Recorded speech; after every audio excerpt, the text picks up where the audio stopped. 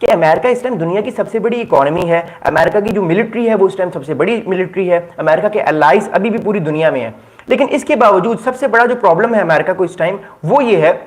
कि जो है वो अपनी मर्जी के साथ चीजों को लेकर नहीं चल पा रहा। अमेरिका चाइना को काउंटर करने के लिए इंडिया का साथ ले रहा है। अमेरिका चाइना को काउंटर करने के लिए अपने डिफरेंट अलाइज ढूंढ रहा है। लेकिन अब मसला यह है कि दुनिया की जो कंट्रीज हैं वो अब नई अप्रोच लेकर सामने आ रहे हैं, और वो अप्रोच ये है कि उन्होंने बैलेंस करना है अमेरिका और चाइना के दरमियान। पहले यह था कि बहुत सारे ममालिक डायरेक्टली अमेरिका की तरफ पूरी तरह अलाइन हुए हुए थे, वो चाइना के बारे में बुरी बात कर रहे थे या चाइना को कंटेन करने की बात कर रहे थे। लेकिन हमने पिछले 2-3 साल में एक चीज नोट की है, ऑब्जर्व की है कि जब से रशिया यूक्रेन वॉर हुई है, दुनिया जो है वो दो कैंप्स में आपको नजर आ रही है। पहला कैंप जो है वो कहता है कि रशिया ने बहुत अच्छा किया, मतलब रशिया ने इन्वेड किया, अच्छा तो नहीं हुआ लेकिन हम रशिया के फिर भी साथ हैं, रशिया के साथ हम ताल्लुकात खराब नहीं करेंगे। लाइक चाइना, इंडिया और इसके अलावा बेलारूस और भी बहुत सारे ममालिक ने जो है वो एक तरह से न्यूट्रल स्टांस लिया, रशिया की इन्वेजन को जो है वो उन्होंने काउंटर नहीं किया। दूसरी तरफ एक और जो है वो तबका है, एक और जो अलायंस सिस्टम है वो बार बार ये बात कहता है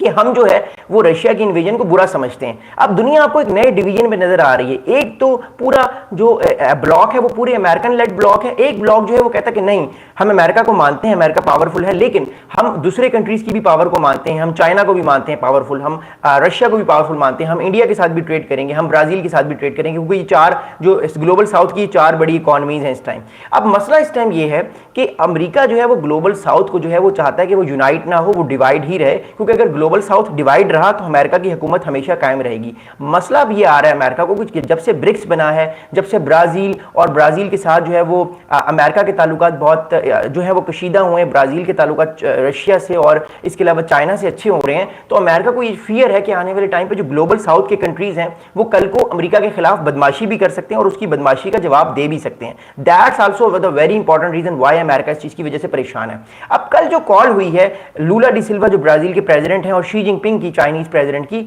उस कॉल में एक और बड़ी इंपॉर्टेंट बात हुई है। उस कॉल में जो है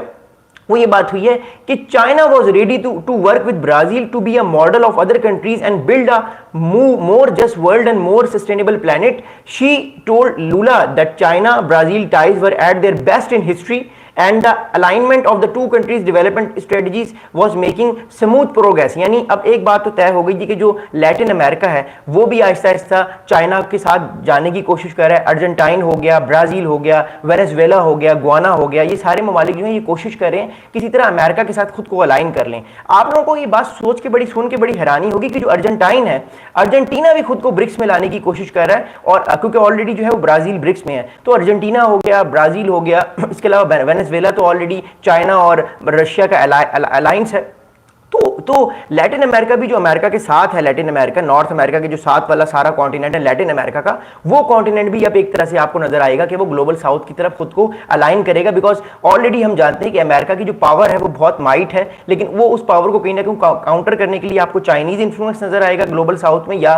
लैटिन अमेरिका में, या आपको रशियन इंफ्लुएंस नजर आएगा। आपको याद होगा डोनाल्ड ट्रंप साहब की पहली गवर्नमेंट में जब वेनेजुएला में 2016-17 में जब वेनेजुएला के अंदर आपको याद होगा कि जो मडूरो हैं, जो उनके प्रेसिडेंट हैं, जो बहुत प्रो चाइना है और बहुत प्रो रशिया है, उनकी हुकूमत को अमेरिका ने गिराने की कोशिश की, तो फौरन रशिया ने अपने फौजी, अपने इलीट जो सोल्जर्स हैं, इलीट गार्ड जो हैं, वो मडूरो की हुकूमत को बचाने के लिए भेज दिए। That was a pivotal point कि हमें अंदाजा हो गया था लैटिन अमेरिका में भी अमेरिकन जो इन्फ्लुएंस है वो आहिस्ता आहिस्ता कम हो रहा है, और ये जो हुकूमतें हैं ये आहिस्ता आहिस्ता दूसरी तरफ जा रही हैं। किसकी तरफ जा रही हैं? ये गवर्नमेंट जो है ब्राजील, अर्जेंटाइन, इसके अलावा मोर इंपॉर्टेंटली जो वेनेजुएला है, ये जो बड़े कंट्रीज हैं जिनके रिजर्व्स भी बहुत ज़्यादा हैं, जिनकी इकोनॉमीज भी बहुत बड़ी हैं, ये जो है वो लैटिन अमेरिका का जो सारा फोकस है ये अब ग्लोबल साउथ की तरफ जा रहा है। ये चाइना के अलायंस सिस्टम में जाएंगे या ये रशिया के अलायंस सिस्टम में जाएंगे। अब एक और अमेरिका को प्रॉब्लम ये आ रहा है,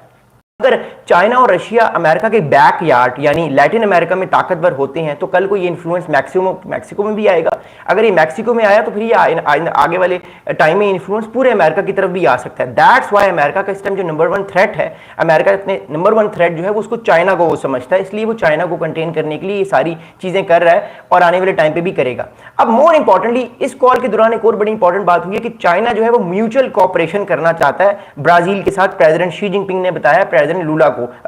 डी सिल्वा को बताया। अब मोर इंपॉर्टेंटली ये जो बातचीत हो रही है, ये बातचीत आपको आने वाले टाइम पे और ज्यादा नेक्स्ट लेवल पर नजर आएगी। उसकी वजह ये है कि दोनों कंट्रीज जो है वो खुद को एक दूसरे के ऊपर एक दूसरे के ऊपर इन्फ्लुएंस करने की कोशिश करेंगे, एक दूसरे के साथ मल्टीलैटरल मामलात को बेहतर करने की कोशिश करेंगे,